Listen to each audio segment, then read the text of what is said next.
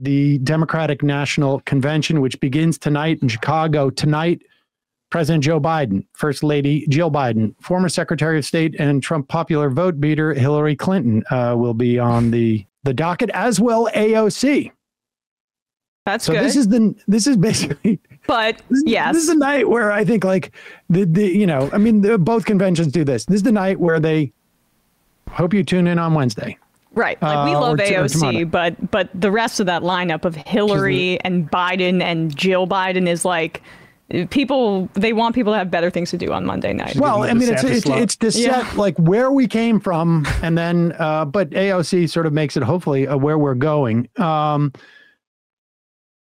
I think Emma and I are going to be doing some sort of loosey-goosey coverage tonight. We'll see. So stay by your app and your Twitter to get info on that. Tomorrow night, former President Barack Obama and the second gentleman, would-be first gentleman, Doug Emhoff, will be speaking. Wednesday, Tim Walz, former President Bill Clinton, former House Speaker Nancy Pelosi. Thursday, Kamala Harris accepts the Democratic presidential nomination as the final step of the overthrow of Joe Biden. She's already been nominated officially, but they'll go through it. We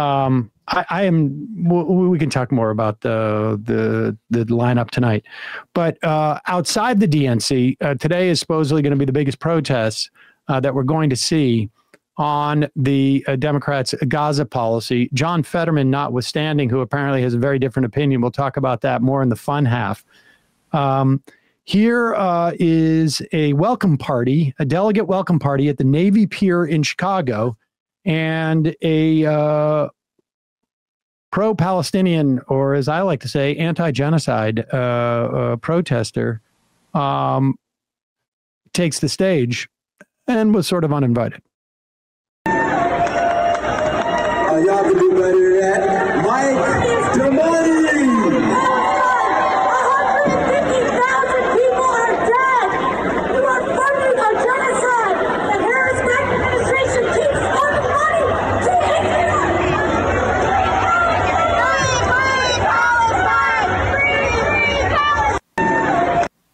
Israel!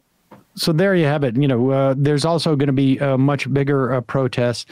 Here is a video posted yesterday by uncommitted co-founder Layla Al-Abed announcing that the DNC is going to hold a panel on Palestinian human rights for the first time.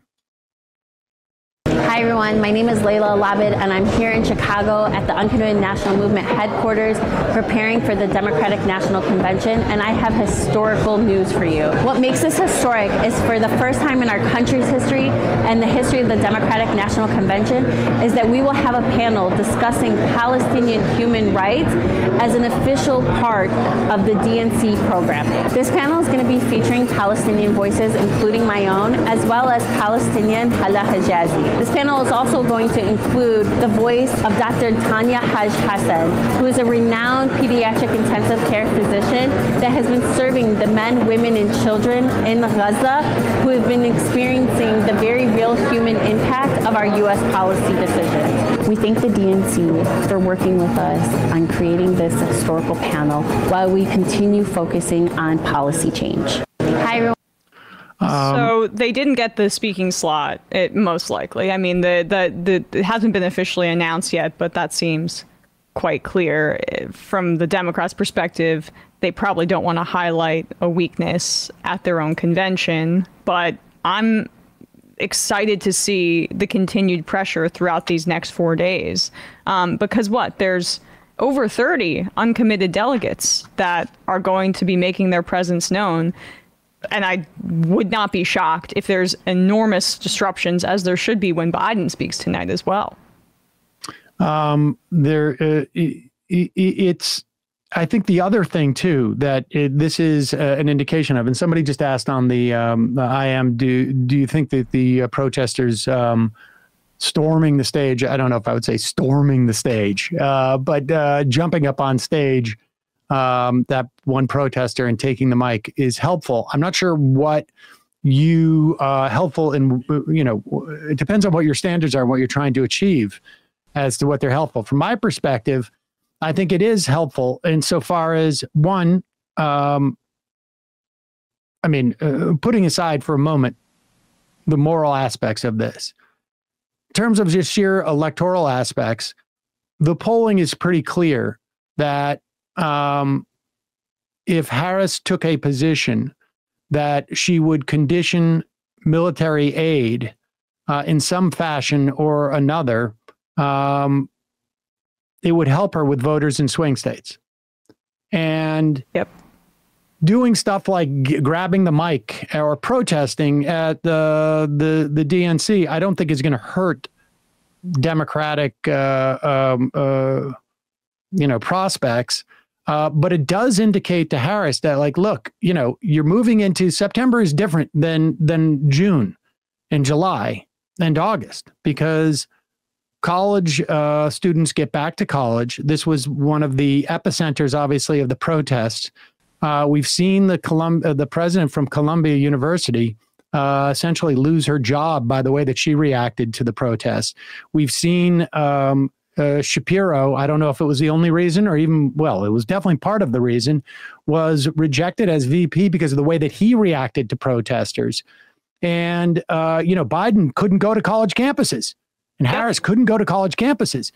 This is going to be a big deal for them in the fall because, young people are going to be voting, and this is going to be the message. And so Harris can come out and, at the very least, there was a great op-ed by Peter Beinart in the Times.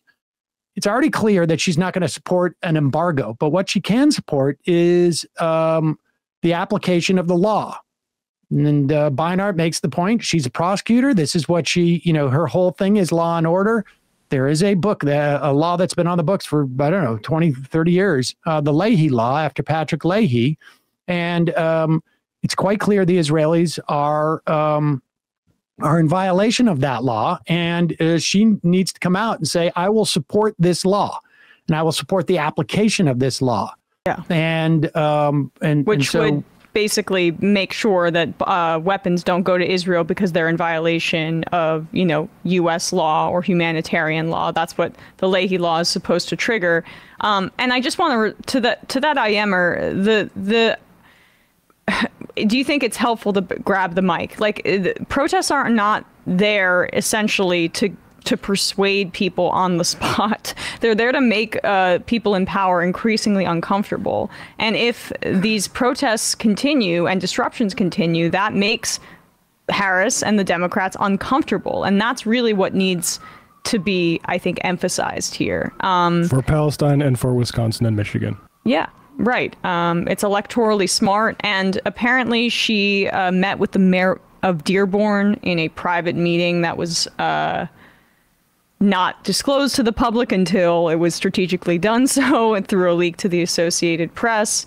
There's a lot that needs to happen, but somebody coming up and disrupting there is just there not to make an argument that's going to win over somebody really. It's just there to make the people in power uncomfortable. That's how pressure works. Hey folks, don't forget to hit the subscribe button and check out our daily show. We do it every day at 12 p.m. Eastern for about 2.5 hours. We even take phone calls. You should check that out.